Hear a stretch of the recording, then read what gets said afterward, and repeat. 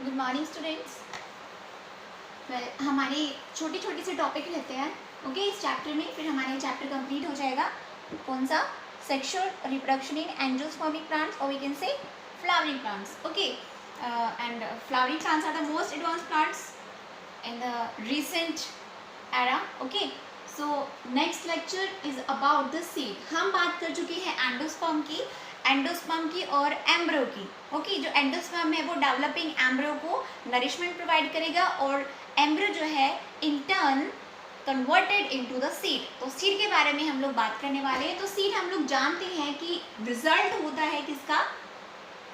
Sexual reproduction का। Sexual reproduction में fertilisation का रिजल्ट जो प्लांट्स होते हैं, फ्लावरिंग प्लांट्स, उनमें सीड होता है। ओके, अच्छा, अब हम लोग बात करते हैं कि जो सीड है वो ट्रांसफॉर्म हुआ है एंडोस्पर्म से नरिशमेंट लेके, लेकिन कई जो सीड होते हैं ना उनके अंदर कुछ एक जो प्लांट्स है, फ्लावरिंग प्लांट्स है, उनके अंदर सीड डेवलप तो हो जाता है, लेकिन कई बार क्या होता है जो एंडोस्पर्म होता है वो पूरा यूटिलाइज नहीं हो पाता। ठीक है, पूरा यूटिलाइज नहीं हो पाता और थोड़ा बहुत एंडोस्पर्म बच जाता है। ठीक है, कंप्लीटली वो उसको कंज्यूम नहीं कर पाते एंडोस्पर्म को, थोड़ा बहुत रह जाता है एंडोस्पर्म। इस तरह के सीड को हम लोग क्या बोलते हैं? एल्बुमिनस और एंडोस्पर्मिक सीड।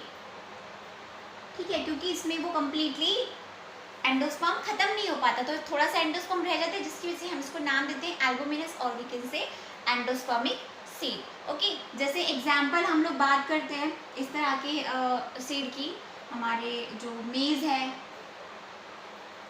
वीट है, ओके, कास्टर है, सनफ्लावर। ये एग्जांपल आपके इम्पॉर्टेंट है आपके कॉम्पिटिटिव एग्जाम्स के पॉइंट ऑफ व्यू से, कि कई बार आ जाते हैं कि भाई ऑप्शन बता देंगे कि इनमें से कौन सा एल्बुमिनस सीड है, या फिर हम ये बता देते कि इनमें से एंडोस्पर्मिक सीड बताओ। ठीक है, ओके, तो ये आपके एग्जाम्पल्स हैं। सेकेंड की कि ज़्यादातर केसेस में जो सीड है उनके अंदर एंडोस्पर्म खत्म हो जाता है, कंप्लीटली कंज्यूम कर लेते हैं अपनी डेवलपमेंट होते होते तक। ठीक है, तो बिल्कुल खत्म ही नहीं होता क्योंकि अब्सेंस ही होता है एंडोस्पर्म। तो इस तरह की जो सीड होते हैं उनको नॉन एल्बुमिनस और नॉन एंडोस्पर्मिक, मतलब absence of endosperm, non endospermic seed बोलते हैं। एग्जाम्पल की बात करें जैसे पी हो गया, ठीक है, ग्राउंडनट हो गया, इनके अंदर रिजर्व, अब भाई एंडोस्पर्म क्या है? रिजर्व फूड ही है, तो रिजर्व फूड बचता ही नहीं है, इसलिए पी और ग्राउंडनट किसके एग्जाम्पल है? नॉन एंडोस्पर्मिक की। अच्छा, अब अगर आपको याद हो तो जो न्यूसेलस होता है, न्यूसेलस जो पूरे के पूरे ओव्यूल में जो पूरा का पूरा टिश्यू है ना, वो सारा न्यूसेलस होता है। इनफैक्ट ये जो एंडोस्पर्म है, अगर मैं आपको बताऊं कि ओव्यूल जो हमने पढ़ा था, ओव्यूल में हमने सिनर्जिड्स और एंटीपोडल्स वो भी फर्दर नरिशमेंट प्रोवाइड करते हैं। तो ये जो नरिशमेंट देते हैं ना, अपने आप नहीं बनता है, ये न्यूसेलस से ही डिराइव करके बनाते हैं रिजर्व फूड मटेरियल। ये कहाँ से? न्यूसेलस से खींच के तब ये प्रोवाइड करते हैं जो अंदर जो भी एक्टिविटीज हो रही है। ठीक है, तो कईयों के अंदर जो न्यूसेलस है, कई सीड के अंदर न्यूसेलस कंप्लीटली खत्म नहीं होता, मतलब वो पूरा खींच के फूड के अंदर कन्वर्ट नहीं कर पाते हैं। ठीक है, और थोड़ा बहुत न्यूसेलस बच जाता है, और उस बचे हुए न्यूसेलस को हम लोग क्या बोलते हैं? रेमनेंट ऑफ, या फिर रिमेनिंग न्यूसेलस, रिमेनिंग, और we can say remnant nucellus. बचा हुआ जो न्यूसेलस रह जाता है उसको हम लोग क्या बोलते हैं? पेरिस्पर्म। ओके, और एग्जाम्पल जैसे कि कुछ एक सीड के अंदर जिनके अंदर न्यूसेलस बच जाता है, एग्जाम्पल आपकी जैसे काली मिर्च हो गई, ब्लैक पेपर हो गई, और आपका बीट हो गया, चुकंदर। इनके इस तरह के इनके सीड्स के अंदर जो न्यूसेलस है थोड़ा बहुत बच जाता है, कंप्लीटली वो फूड के अंदर कन्वर्ट नहीं हो पाता है। ठीक है, क्योंकि ये जो एंडोस्पर्म, सिनर्जिड्स और एंटीपोडल्स ये डिराइव यहीं से करते हैं, न्यूसेलस से खींच के करते हैं। ओके, तो ये बात हो गई। अच्छा, अब मैं बात करूंगी, हम लोग जानते हैं कि जो एंजियोस्पर्मिक सीड हैं वो कवर्ड होते हैं किसके अंदर? कवर्ड होते हैं ना किसके अंदर? फ्रूट के अंदर। सीड जो है वो फ्रूट के अंदर ही बनेगा, एंजियोस्पर्म के अंदर। ठीक है, तो अब हम लोग ये बात जानते हैं कि जो मैच्योर्ड ओव्यूल है, जो ओव्यूल है वो फर्टिलाइजेशन के बाद जो हमारा ओव्यूल है वो कन्वर्ट हो जाएगा सीड के अंदर, ठीक है, ओव्यूल। और जो ओवरी है, we can say ripened ovary, वो भी मैच्योर होने के बाद ओवरी है वो भी कन्वर्ट हो जाएगी किसके अंदर, फ्रूट।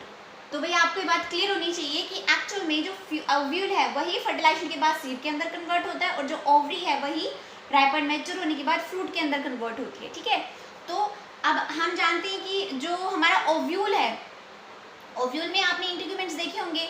इंटीग्यूमेंट्स क्या शो करते हैं, सीड की जो कवरिंग है, जो टफ कोटिंग है। सीड थोड़ा सा जब बन जाता है तो थोड़ा सा टफ अपीयरेंस ले लेता है, क्योंकि उसके अंदर का जो क्या होता है, जो वाटर कंटेंट होता है वो रिड्यूस हो जाता है, ठीक है, और उसकी जो मेटाबॉलिक एक्टिविटी है वो भी स्लो डाउन चली जाती है, और कुछ टाइम के लिए वो इनएक्टिव हो जाता है। सीड जो है हमारा वो कुछ टाइम के लिए इनएक्टिव हो जाता है, इनएक्टिव फेज में चला जाता है, ओके। और उस इनएक्टिव फेज को क्या नाम देते हैं हम, डोरमेसी, कि भाई अब थोड़ी देर मुझे आराम करना है, अभी फिलहाल मैं कोई काम नहीं करूँगा, ठीक है, थोड़ी देर के लिए मुझे आराम करने दो, बहुत काम कर लिया, ठीक है। और जैसे ही इस सीड को फेवरेबल कंडीशन मिलती है, मतलब favourable condition, proper temperature, moisture, sunlight मिले, तो डोरमेसी फेज से निकल के वो क्या कर जाता है, उसके बाद जर्मिनेट, ठीक है। फेवरेबल कंडीशन मिलते ही सीड क्या कर जाएगा, जर्मिनेट, इतने तक वो आराम करेगा, और उस आराम करने वाले पीरियड को हम लोग बोलते हैं डोरमेसी, ठीक है। तो जो राइपेंड ओवरी है, फ्रूट, अगर हम एप्पल की बात करें तो एप्पल के ऊपर जो आपने देखा होगा ना, जो रेडिश होता है छिलका, वो होता है पेरिकार्प, ठीक है, फ्रूट बॉल जिसको बोलते हैं। तो एक्चुअल में वो ओवरी की बॉल होती है, क्योंकि जो फ्रूट है वो ओवरी बना रही है, तो ओवरी की बॉल, फ्रूट की बॉल। तो जो छिलका है ना ऊपर वाला, वो क्या होता है, फ्रूट बॉल या ओवरी की बॉल, ओके। अच्छा, अब हम लोग जानते हैं कई फ्रूट होते हैं जो फ्लैशी होते हैं, जैसे कि अमरूद हो गया, आम हो गया, एप्पल हो गया, फ्लैशी होते हैं ना, जूसी टाइप के। कई होते हैं जो हार्ड होते हैं, जैसे हमारे ये ग्राउंड नटी हो गया, मूंगफली है ना, और मस्टर्ड हो गया, गेहूँ हो गए, ये क्या है, थोड़े से क्या है, हार्ड है ना, तो ड्राई भी हो सकते हैं और फ्लैशी भी हो सकते हैं जो फ्रूट होता है, ओके। अच्छा, अब एक और चीज़ मैं बात करूँगी, अभी मैंने बात की थी कि जो ओवरी है वो कन्वर्ट होती है फ्रूट के अंदर, मोस्ट ऑफ द केसेस में। इस तरह के जो फ्रूट्स होते हैं जिनके अंदर जो ओवरी है वो डेवलप करती है फ्रूट के अंदर, इस तरह के फ्रूट्स को हम लोग क्या बोलते हैं, these are the true fruits. ज़्यादातर केसेस यही होते हैं, लेकिन कुछ एक स्पीसीज ऐसे भी हैं जिनके अंदर जो फ्रूट है वो ओवरी से डेवलप ना होके दूसरे जो पार्ट हैं, दूसरे जो नॉन रिप्रोडक्टिव पार्ट हैं, ज़्यादातर थैलेमस, उससे प्रोड्यूस हो जाते हैं, ठीक है। मतलब जिनमें thalamus contribute in production of fruit, इस तरह के जो फ्रूट होते हैं उनको हम बोलते हैं फॉल्स फ्रूट, क्योंकि एक्चुअल केस यही होना चाहिए ज़्यादातर केस, इसलिए ये these are the true fruits, ये फॉल्स फ्रूट। एग्जाम्पल कई बार पूछ लेते हैं कि आपके फॉल्स फ्रूट के एग्जाम्पल कौन से है, तो मैं आपको एग्जाम्पल बता रही हूँ फॉल्स फ्रूट की, और ये भी याद रखना कि फॉल्स फ्रूट जो बनेंगे वो ज़्यादातर केसेस थैलेमस से बनते हैं, ठीक है। थैलेमस जो ओवरी से बिल्कुल नीचे इस तरह का रिसेप्टिव सा पार्ट होता है, ठीक है। तो फॉल्स फ्रूट के एग्जाम्पल मैं आपको बताऊँ, एप्पल, कैश्यू, स्ट्रॉबेरी, ये आपकी कंपटीशन में कई बार आ जाता है क्वेश्चन, ठीक है। These are the examples of false fruit. अच्छा, एक और चीज़ मैं आपको बताना चाहूँगी, देखो हमें पता है कि एंजियोस्पर्मिक जो सीड है उनके अंदर जो फ्रूट है वो जनरली कैसे आती है, फर्टिलाइजेशन से, लेकिन कईयों के अंदर फर्टिलाइजेशन नहीं होती है और वो डायरेक्ट बिना फर्टिलाइजेशन के डेवलप हो जाते हैं फ्रूट। इस तरह के जो फ्रूट होते हैं उनको क्या बोलते हैं हम लोग, पार्थेनोकार्पिक फ्रूट, ठीक है। अब हमें ये बात पता है कि जो सीड है वो रिजल्ट होता है फर्टिलाइजेशन का, और यहाँ पे मैंने बताया था कि पार्थेनोकार्पिक जो फ्रूट होते हैं, पार्थेनोकार्पिक फ्रूट जो होते हैं उनके अंदर नो फर्टिलाइजेशन, ठीक है। अब फर्टिलाइजेशन नहीं हुई, फर्टिलाइजेशन नहीं हुई तो सीड भी नहीं बनेगा, तो इनके अंदर सीड भी नहीं होता, क्योंकि फर्टिलाइजेशन नहीं हो रही है, ठीक है। तो एक तरह से हम इसको सेक्सुअल रिप्रोडक्शन तो बोल ही नहीं सकते, क्योंकि सेक्सुअल रिप्रोडक्शन के लिए ज़रूरी होता है फर्टिलाइजेशन, गॉट इट। तो इनके अंदर फर्टिलाइजेशन नहीं होगा तो सीड भी नहीं होगा। जैसे एग्जांपल बनाना, बनाना के अंदर सीड नहीं होता ना, हम पार्थेनोकार्पिक फ्रूट को इंड्यूस भी कर सकते हैं, आर्टिफिशियली बना भी सकते हैं हम लोग पार्थेनोकार्पिक फ्रूट को। बात क्लियर है भाई यहाँ तक? आपका जो नेक्स्ट टॉपिक रहेगा वो रहेगा एपोमिक्सिस और पॉलीएम्ब्रॉयडरी। छोटा सा टॉपिक है, वो हम नेक्स्ट लेक्चर में कंप्लीट कर लेंगे और यहाँ पर आपका कंप्लीट हो जाएगा ये चैप्टर।